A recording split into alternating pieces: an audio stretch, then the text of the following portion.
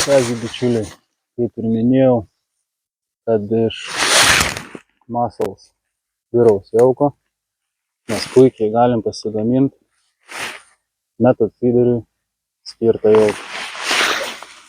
Štai jau pagamintas, išmaišytas, smulkus. Kaip minėjau, prasijuokit iš pat pradžių. Dar parodysiu, kaip atrodo įspausta skaityklėlė. Skaityklėlės iškart su lafteriuku. Dedame į moldą.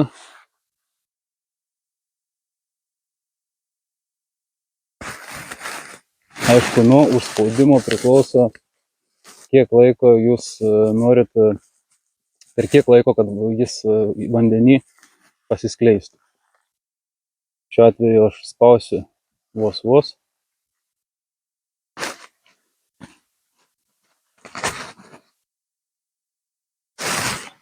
Tai taip, turim gražią bulvytę. Ir kaip minėjau, šitą dalykėlį, kad puikiai galime paskaninti jauką ant šėryklėlį.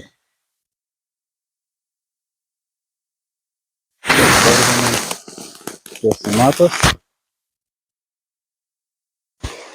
Ir įpylęs vandens, pažiūrėsim, ar pavyks, juos matysis, kaip pats jaukas.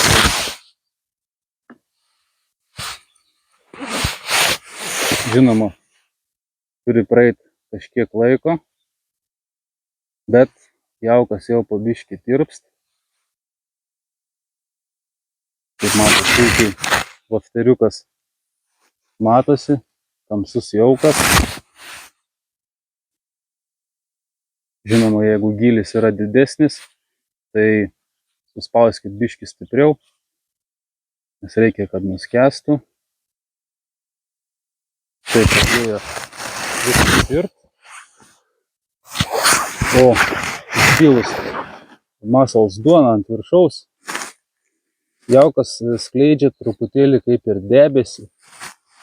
Netgi ant vandens paviršiaus matosi.